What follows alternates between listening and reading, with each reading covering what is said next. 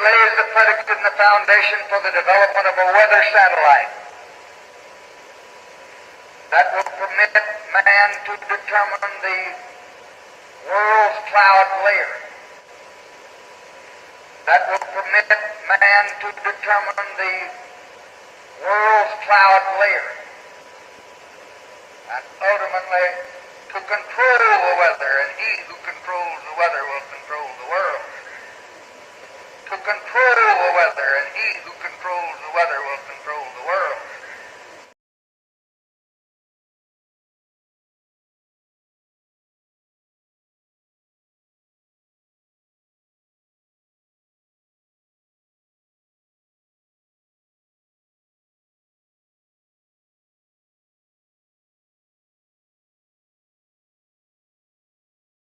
The shape.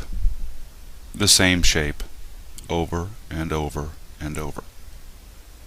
Defining the back end of the main aircraft was easier than defining the front. Why? The back end has so many 90-degree right angles and overlapping panels that it cannot accommodate for every single lighting situation presented in the atmosphere. It gives its presence away often. The front end revealed itself by studying the hours and hours of footage. I didn't think for a second that the front half would look anything like this. I expected a simple, sharp delta edge. Instead, it's very smooth and rounded. If there is a cockpit, it's relatively small and is located near the very front section. I have a feeling it is an unmanned drone though, like the smaller craft.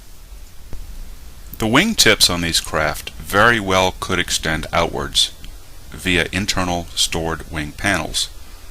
I am not 100% sure. Finding the sharp angles on the outer wing edges was a surprise as well, especially since the nose of the craft is so rounded off. Another telltale feature that gave it away is the fan-shaped engine that sits towards the back of the hull. This propulsion system does not point to the back of the craft, as it sits about 10 to 20 feet away from the back end.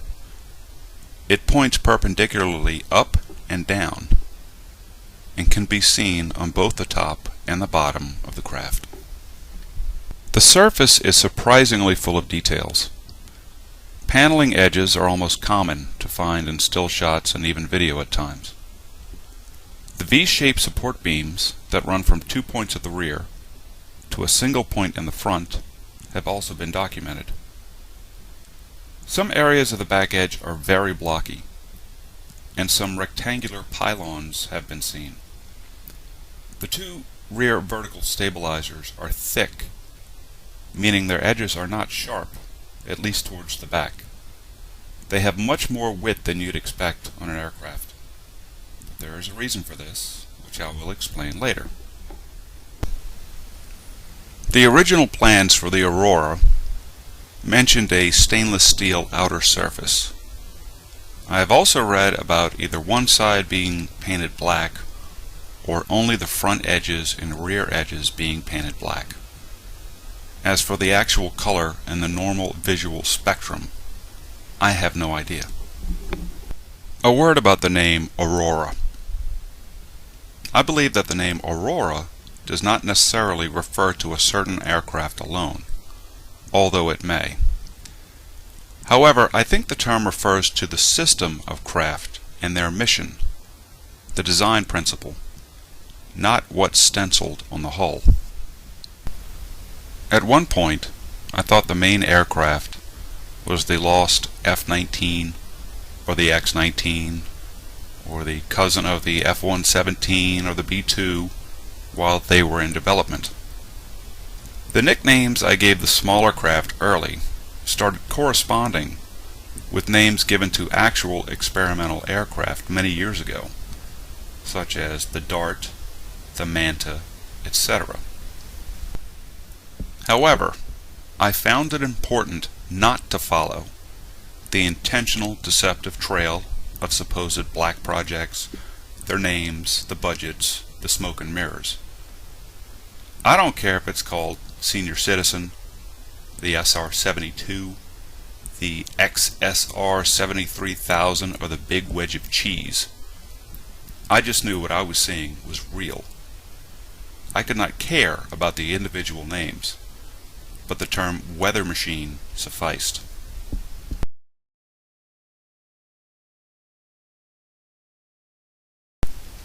On the left is what you see in the sky, or what they want you to see.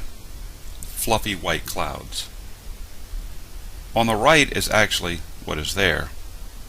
A main aircraft hovering or moving slowly with its nose up in the air. At the bottom of the craft, jets emit the cloud-like material, probably strontium, into the air, while the cloud top-shaped rear edge churns the material into billowing cloud formations. I believe that it's the 4 round identical engines on the back that emit this material. However, the stream that comes from the back forms into striations of 8 to 10 lines before it completely billows into a single cloud unit. These devices are literally spraying clouds. The center large fan-shaped turbine serves several purposes. 1, it stabilizes the tilt of the aircraft while in this low-level mission. 2, it also emits the cloud-like material as exhaust that is vented ahead of the aircraft or behind it. 3, this coil turbine is electrically charged. It is the center of electricity and probably gravity for the airframe and its satellite ships. It acts as a magnetic slingshot for the smallest of the craft. The various craft. As mentioned, the smaller craft were fairly easy to find. The jet signatures left in the sky are small, sharp, and repetitive. Scale has always been a difficult thing to decipher. I had nothing to compare them to in the sky until very recently. However, seeing the small craft is something that is not uncommon these days. I see enough to gauge that the size is about 10 feet across. They zip in and out of the clouds at a few miles per hour. I've read that the manta-shaped craft are about 50 feet long. The manta craft are about 1/3 to 1/4 the length of the large host craft, which makes the large one about 200 feet long. Finding the craft in satellite photographs has possibly confirmed this assessment. After having the time to research the possibility of information on these small craft already being available, I realized that yes, some of the descriptions I've been outlining fall in line with photographs of secret aircraft projects. Therefore, it could take an aviation expert minutes to tell me which was which, but any aviation expert I have contacted seems to be working for another cause. The lineup of ships are as follows. There is the huge blimp pictured at the top right. The largest craft of this system type is the aircraft carrier, the host, the base of the 2-stage system. The next size down is very similar to the larger craft, but not in the shape of the front, but the similarities in the back. It seems to have only 2 of the 4 identical round engines found on the larger craft. However, it does also have the square corner thrusters that the large one has, and also has a center fan-like engine that shoots up and down perpendicular to the surface. I would guess that one was designed after the other, just at a different scale. This size craft is found almost always attached to the rear sides when it is docked. Wasn't there mention of an Aurora 1 and 2? Not that the names matter. Though one of the new craft to emerge in video has been what is commonly deemed as the TR-3B. Its regular triangle shape is different from most of the others, in that it does not look like an aircraft from the Batman series. It attaches to the large craft on the underside near the rear. Then there are the variety of craft about the same size, but come in different shapes and are probably experimental aircraft from the span of decades. These can not only attach to the large aircraft carrier itself, but also attach to, recharge, and propel from the middle-sized vehicles. It's a chain. The next size up is the launch platform for the next smaller size down.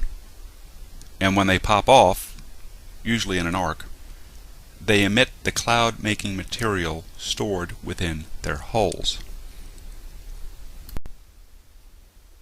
Then there are what I term as runners.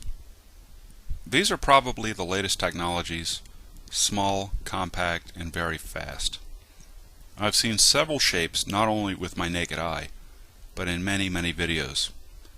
It was slowing down the video that revealed these. I initially brushed them off as mosquitoes, dragonflies, gnats, etc. But once I tracked them, I noticed a pattern. They run between the main aircraft carriers at a fairly fast rate, and some are faster than others. Most of the time, their paths pivot or change course when they get very near the center coil. It's like they're touching base with the ship. Sometimes they skip along only the back engines of the large craft, and sometimes only along the sides, and then move on to the next ship.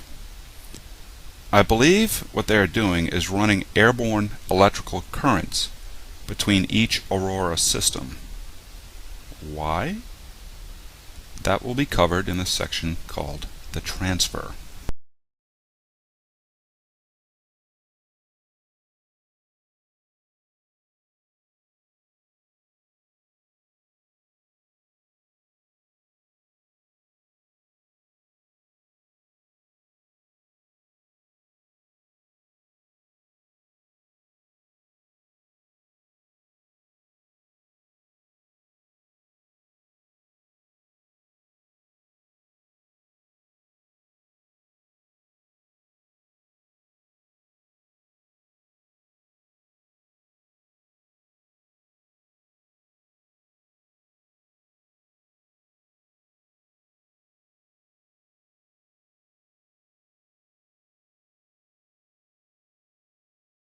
to control